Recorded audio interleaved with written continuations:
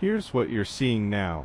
The streets of our city right before the Chinese New Year. There are lots of people around because this area is considered one of the most developed regions in China. So many people from inland China come here to work. However, they don't live here permanently.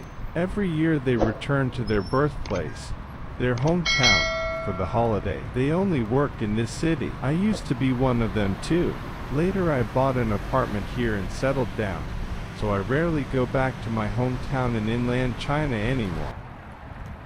Today I'm heading to the office, and since it's Sunday, there are even fewer people on the streets.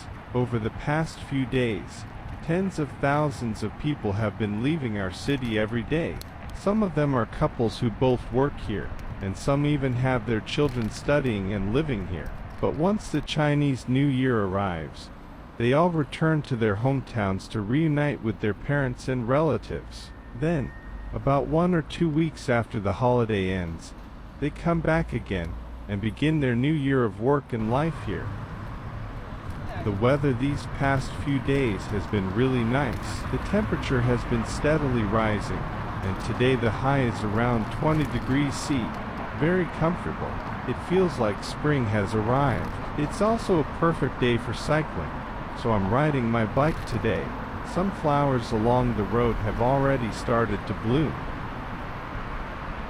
This afternoon I'll also visit my father-in-law's home, and tomorrow we'll have a New Year's Eve dinner. China is so big that customs vary from region to region. In my hometown, people don't place much importance on the New Year's Eve dinner, but they care a lot about eating dumplings on the first day of the new year. My hometown is in northern China, while the place I live now is in the south. The lifestyle differences between northern and southern China are quite significant. Relatively speaking, the north is more traditional, while the south has a more developed economy. My father passed away 3 years ago, and my mother passed away 19 years ago. In my hometown, my older sister is still there. She's 3 years older than me, and we've always had a very good relationship. Every summer I take my child back to our hometown and stay at her home. We have a lot to talk about, and it makes me very happy. I'm grateful to my parents for raising us into adults.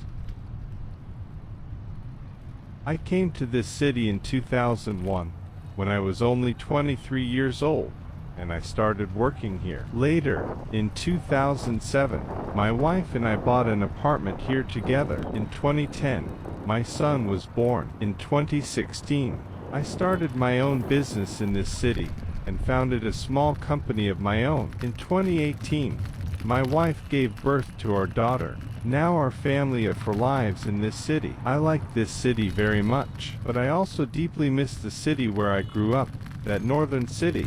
Although it isn't very developed or wealthy, whenever I return to my hometown, it feels as if my parents are by my side again, incredibly warm and familiar. I miss my parents very much. Alright, that's all for today. I'm almost at my office. Happy Chinese New Year, Tilda.